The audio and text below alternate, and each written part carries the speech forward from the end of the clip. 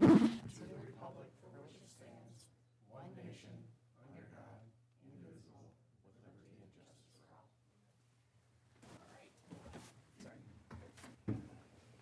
call, please. Councilmember Cole. Here. Councilmember Schwer. Here. Councilmember Wong. Here. Councilmember Nordby. Here. Mayor Monge. Here. Can I get the motion to adopt the agenda, please? So moved, Your Honor.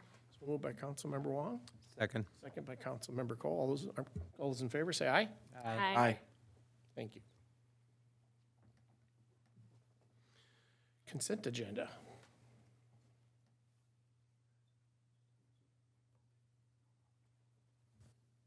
Want to read the consent agenda? Sorry. Thank you, Mayor. All right. Consent agenda, item A, March 21st, 2023, workshop minutes. B, March 21st, 2023, regular meeting minutes. Item C, general claims, $674,182.97. HRA claims of $3,553.71. We have a 2019 repair of a Bobcat, and that is the extent of the consent agenda. Can I get a motion to adopt the consent agenda? So moved, Your Honor. So move Councilmember Cole. Second? Second. Second, Councilmember Norby. All those in favor say aye. Aye. Thank you. All right, next I'm going to open up the meeting to the public, 6:34. Mr. Smalls? You got your 3 minutes, sir. First of all, our Mayor Council, John Schmall, 2750 Chisholm Avenue. Just as a note, went to the open book today, and there was no one there. All the assessors, there had been 12 of them, there was no one there. Everyone must be happy with their taxes. No. Take that for what it's worth. Anyway, I was up a week ago Friday at my cabin, happened to be watching Almanac, and they had, when they had the political group, they said that the legislature had taken up subject of the nursing homes, and that if we don't do something about raising the wages of the people who work in nursing homes, we're going to have in the next 2 years a shortage of 11,000 beds. And the comment was made that when that came out at the meeting, or whatever, that they had on this subject, that it took the air out of the room. The response was like that. And that leads up to me getting to the look at the newsletter this week from North St. Paul, and what are we doing, and asking for money from the legislature. We want to repair a broken down building. We have our priorities in order. Thank you. Thank you, John. All right, close the, there's nobody on anything, right? Do you have Zoom tonight, or have to worry about anything like that? Right? Oh, thank you. All right. All right, the city business and action items, a recommendation. Thank you, Mayor. We have one item on the resolutions for, this is going to be rescinding of an old resolution and looking for approval of the new one dealing with the meals per diem. So kind of the background is the employee policy manual was updated in 2017, Section H, which deals with the travel meals per diem. States employees and other city representatives that are authorized for travel may receive a daily allowance for meals. Per diem rates are established by city council resolution and may be amended from time to time. Last time the update was done for the actual meal per diem was May 7th of 2002. So quite a while ago. We've made some comparisons with other cities, and the rates that we're using are very much behind the times. In looking at what other cities use for their policy, they use the website, the gsa.gov, which kind of goes over meals and rates that make sense for that area. So we have them, like for us in Minnesota, there are probably 3 or 4 different rates. You have the Twin Cities area, Hennepin, Ramsey County. You have Olmsted County for Rochester, Duluth, and then probably just greater Minnesota, depending on where you're eating, and it makes more sense. Where you have more expensive meals, they give a little bit more. So we are looking to rescind resolution number 2002-36 pertaining to the old meal per diem, and looking at for a resolution to approve the new meal per diem amount, if we could, please. Anybody have any questions or comments on it? It makes a lot of sense to have the GSA rates used, especially because they're updated on a regular basis by the federal government. It accounts for inflation, so it makes a whole lot of sense to me. There may just be a little bit of a administrative 5 minutes extra, but overall it makes a lot of sense. Okay. Thank you. Call vote then. Anybody motion? So moved. So moved by Councilmember Cole, Second. second by Councilmember Wong. All those in favor say aye. Aye. You know, every 20 years, it's okay to increase breakfast. Couple bucks. Jeez. I think it correlates with having a heavier set mayor. I think that's what brought this up. You had a skinny mayor like Terry, it was still different. All right, thank you very much. You can say what you were thinking. That's right. Reports from city manager departments. Thank you, Mayor. We had staff meeting today, got updated from the departments. So we got the new insurance. We're gonna have a meeting with Gary Insurance to deal with seen some redundancies in there and maybe some other things that need to be updated on that. We have, oops, I'm on the wrong page. So we talked to the electric department today. We saw some power outages from the storm that came through. There were actually only 20 residents that were affected for power outages. 15 of them were for one fuse that blew, that took out a single transformer that had 15 customers on it. That was out for an hour and a half.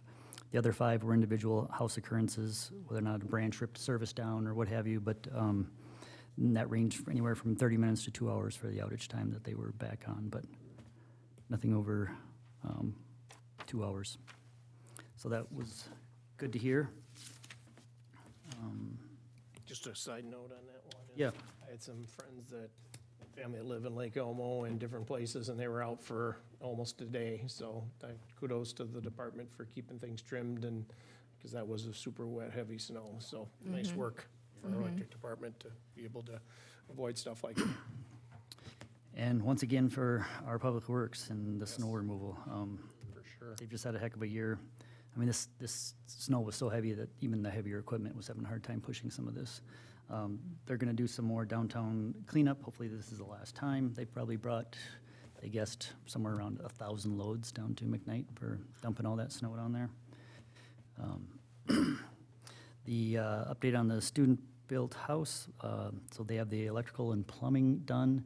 They're looking at doing insulation this week and hopefully starting drywall by Friday, so they're moving along. And of course, they're doing a lot of road patching. Boy, the line out in front of Shifsky's in the morning is long. People are just dying to get these potholes fixed. It's a brutal winter with the freeze-thaw cycles. It's just so hard on the roads. So they're out there doing their best to get at least the tire breakers out of there. And of course, unfortunately, I mean, even with this cold weather, you're putting it down sometimes on roads that are frozen. You're just trying to get the big ones. It's probably going to get plowed out if they hit it again, but they'll be back there in the summer when they'll actually be able to tack it and do it right, and it'll stick there for the duration.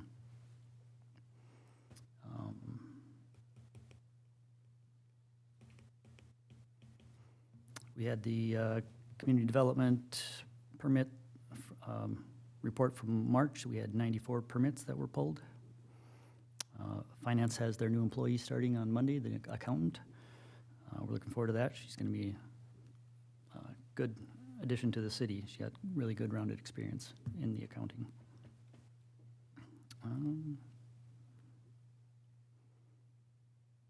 That's all I have for now.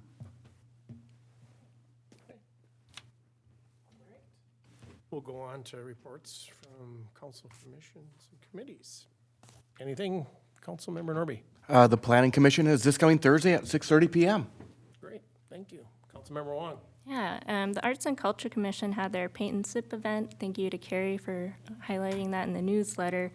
I think they had five or six attendees or so, and which is a good for a first, I would say.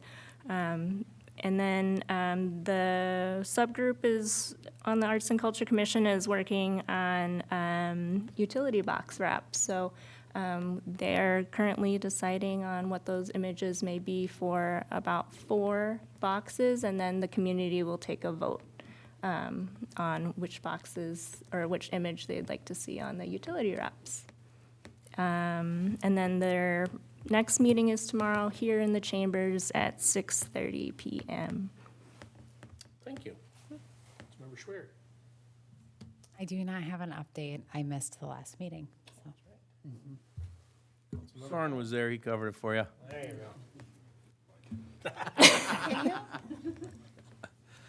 go. Next EDA meeting is a week from today, April the 11th, 3 o'clock here in council chambers. Thank you. General business, Councilmember Norby? I have 2 things. 1 week from today, Ramsey County is holding their 24-25 biennial, thank you, budget information and listing sessions scheduled for April 11th, 1 week from today. And you can attend either in person or Zoom, and they are going to apparently have assessors there if you wish to discuss your valuation for this tax season. I know that's a big item for a lot of us. So 1 week from today is a chance to have your voice heard. And the second thing was I got a new telephone pole, and I just wanted to give a huge shout out to our City Works. They did a wonderful job. Okay. Take care of that pole now. Be careful. Don't climb in it. Councilmember Wong? Yeah, I just want to bring up maybe a little bit about the community center. I think a few of you were there, so I'll let you share what your experience was. But Brian and Dr. Waldron accompanied me, and we went to the Capital Investment Committee at the house, and we pitched our bills around the community center, and I think we got some questions, which is a good thing. They tend to be interested, and I mean, there were so many bills, so I felt very fortunate we got heard.